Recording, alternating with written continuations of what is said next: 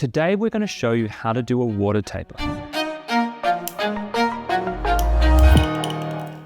This is an incredibly popular tapering technique. It's mostly known for helping people do daily micro tapers where they lower their dose every single day by minuscule amounts. However, it can also help people do very small cut and hold reductions as well. If you stick around to the end of the video, we're going to go through the pros and cons of this water tapering method and talk about who this method might be the best for. So step 1, you're going to get a jar and you're going to pour 300 milliliters of water into it. You can mark the side of the jar with tape, or in my case, my container actually has a 300 milliliter mark already imprinted on the side. Some people may decide that the first time they measure the water and mark their jar, that they're actually going to do it with a syringe so they can be very precise. And I've also heard of people actually weighing 300 milliliters of water out just to make sure that every time they do it, they get the same weight again.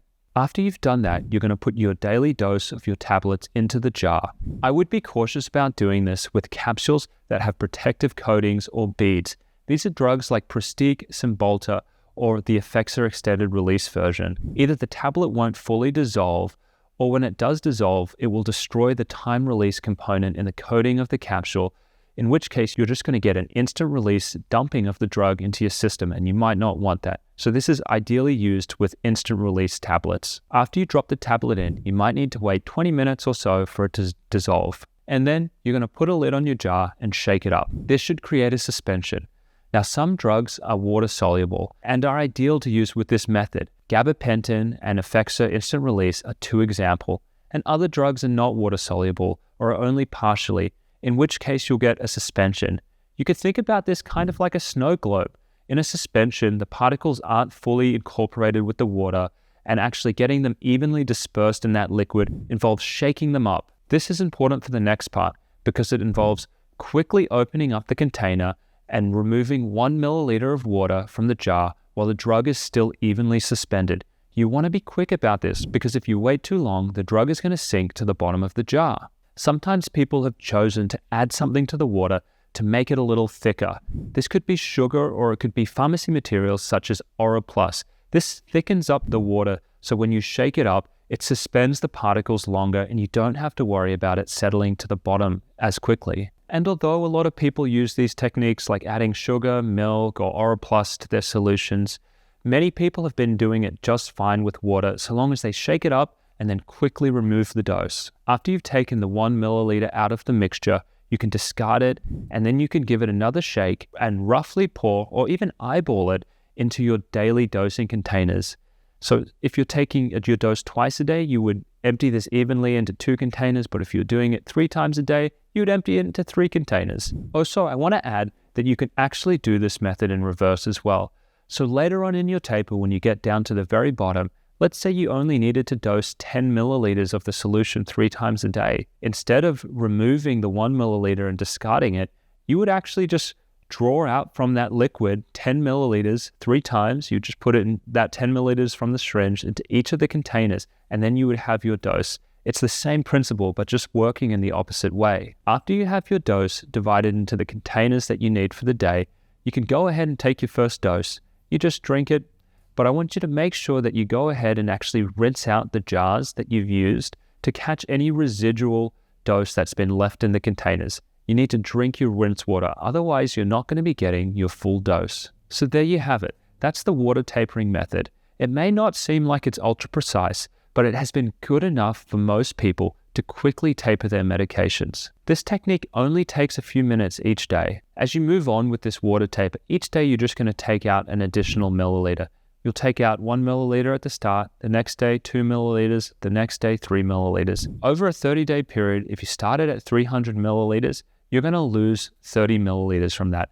That's roughly a 10% cut. Now, just like all tapering, you can slow down the rate of reduction.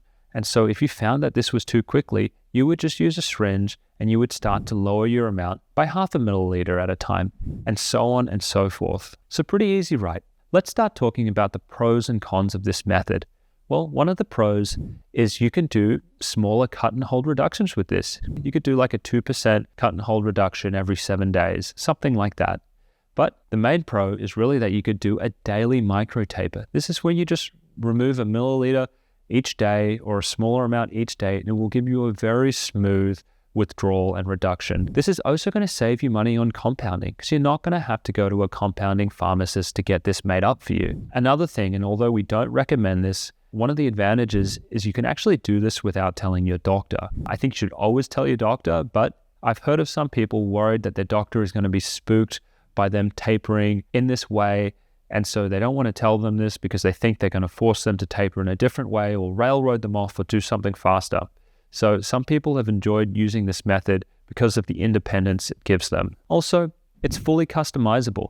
You could make that solution as concentrated or as diluted as you want. This allows you to make smaller and smaller reductions. And I actually think this method is quite quick and intuitive. So what are some of the cons? Well, for some people it feels pretty exact, especially when you're shaking up the liquid and kind of just trying to draw out some of it from the middle. But from my experience talking to a lot of people who have done this, it's still pretty good. And it really would be smoother than doing a cut and hold reduction, which is going to be coarser and larger cuts. One of the other cons is that this requires some quickness and dexterity to do. And finally, it would be ideal to have some math skills or someone that you know who could help you with these math skills if you need to slow down, change the concentration, or calculate a different cut. So who should do this? The main reason you'd want to do this is if you want to make smaller cuts than a previous method was allowing, like pill cutting, or if you wanted to do a micro taper where you lower the dose every single day. And so if you're someone who has tried cut and hold and it isn't working for you, you may consider a water taper. But beyond that, this is really helpful for someone who really values having full control over their taper. If you want to control the concentration, if you want to control the rate, and you don't want to have to ask your doctor to call new scripts into the compounding pharmacy or pay the compounding pharmacist to do this, then this method gives you all of that independence. And for a lot of people as well, they like to use this method maybe when they're working with a doctor that's a little less experienced with tapering because the doctor doesn't have to call in complicated scripts to a compounding pharmacy that they're not really used to doing. They can simply tell their doctor that, hey, I'm tapering this medication gradually, and they can just leave it at that. And it works pretty well. The doctor just continues to fill the script and they take care of all of the tapering at home by themselves. So there you have it. This is the famous water taper. Let me know in the comments below about whether you would try this. Why not? And also let me know if you've tried this, and if so, how did it go?